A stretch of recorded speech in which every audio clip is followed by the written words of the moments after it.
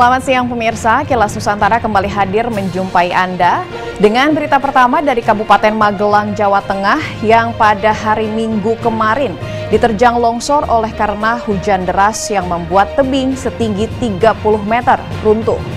Akibatnya, akses jalan antar desa terputus dan saluran irigasi pertanian rusak. Bergeser sedikit ke Jawa Timur karena berikut ini saya mau membagikan kabar baik di mana Kota Malang berpotensi menyandang predikat kota aplikasi dan game berkat gelaran pameran yang digagas oleh sejumlah komunitas, pemerintah Kota Malang, dan Bank Indonesia yang bertajuk Tehibition. Dan sambil menemani waktu santap siang Anda saat ini, kami hadirkan atraksi barongsai yang kini mulai meramaikan pusat perbelanjaan di Kota Tangerang, Banten dalam menyambut perayaan Tahun Baru Imlek 2022. Segera kita jelang ketiga beritanya berikut ini.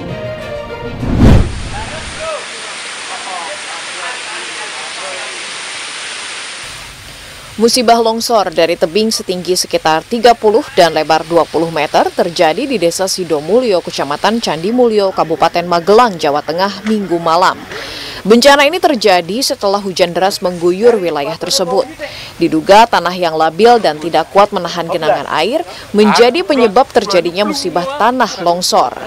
Selain memutuskan akses jalan antar desa, material longsor juga menerjang saluran irigasi pertanian. Akibatnya, sekitar 10 hektar lahan pertanian terancam tidak teraliri air. Kepala Dusun Geneng, Desa Sidomulyo, Aji Chandra mengatakan, kejadian tanah longsor ini merupakan kali kedua setelah perbaikan permanen di pertengahan tahun 2018 lalu. Di sini udah pernah amblos, longsor gitu. Nah itu ini longsor lagi karena mungkin dari air itu. Oh, pemicunya dari endapan air itu ya? Kemungkinan bisa dari itu juga, dari hujan kemarin juga mungkin. Karena ini sudah lama emang tanah ini, tanah apa ya, sering longsor lah dulu gitu. Labil gitu ya? Labil, iya. Sebuah pabrik tahu juga turut terdampak longsoran. Ada suara gemuruh, putih lumpur. Seberapa tinggi lumpurnya? Ya kalau yang pabrik ini sih setengah meteran ada lebih. Cepat panik nggak yang di sini? Ya otomatis panik, masih pada lari keluar.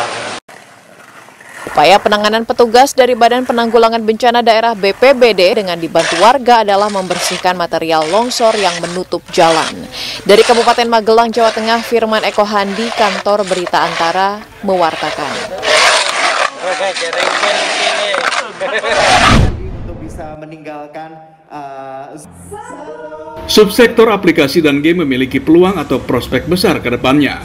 Di tahun 2020 saja, sektor tersebut telah menyumbangkan 24,8 triliun rupiah dalam program pemulihan ekonomi nasional.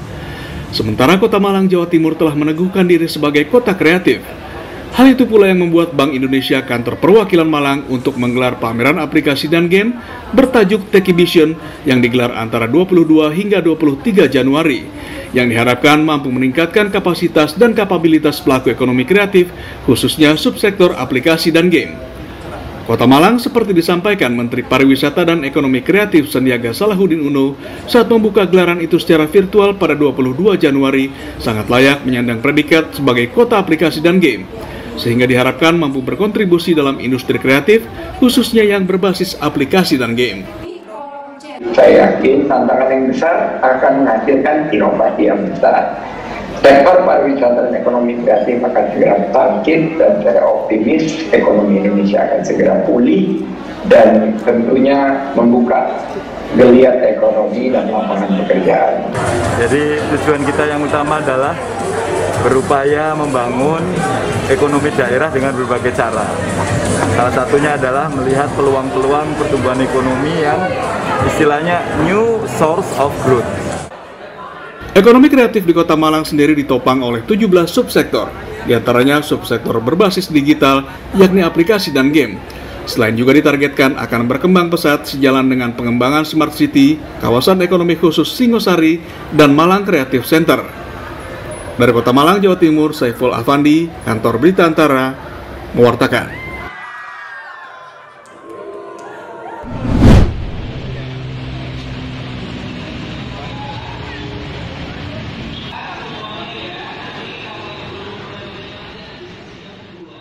Menjelang Tahun Baru Imlek, sejumlah pusat perbelanjaan menghadirkan perayaan, yaitu dengan atraksi barongsai, seperti yang digelar di salah satu mal di Kota Tangerang pada Minggu 23 Januari.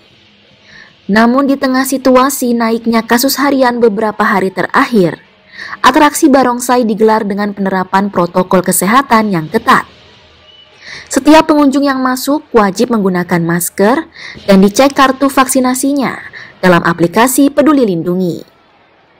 Selain itu, pengunjung yang datang juga dibatasi jumlahnya. Pengelola mal berharap masyarakat masih bisa menikmati perayaan dengan aman dan nyaman, dengan selalu sadar akan pentingnya protokol kesehatan. Mall sendiri sebetulnya untuk penerapan protokol kesehatan itu nggak pernah kendor ya, karena di tiap lobby juga security-nya setiap saat itu kita selalu brief kalau yang masuk harus scan barcode dan juga minimal dia bawa sertifikat vaksin, dan juga program dari pemerintah juga sudah mendukung dengan adanya vaksinasi booster. Semoga kita semua aman. Protokol kesehatannya sih kita udah siap-siap ya, bawa hand sanitizer, masker, terus kalau misalnya kita mau makan cuci tangan dulu gitu kan. Pokoknya dari rumah udah prepare lah ya, tisu basah segala macam udah. Sebelumnya, Wali Kota Tangerang mengajak seluruh masyarakat untuk kembali mengetatkan protokol kesehatan dalam setiap aktivitas. Hal ini agar Omikron tidak semakin menyebar di tanah air. Dari Kota Tangerang, Banten, Agung Andika Indrawan, Kantor Berita Antara mewartakan.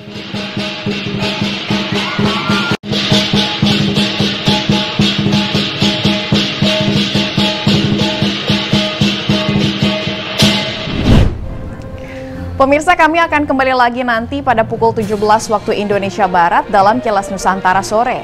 Namun bila itu terlalu lama, Anda bisa memperbarui informasi secara lebih cepat melalui portal antaranews.com. Sedangkan sederetan program menarik dapat Anda temukan melalui kanal YouTube Antara TV Indonesia dan juga UC TV. Selamat siang pemirsa dan sampai jumpa.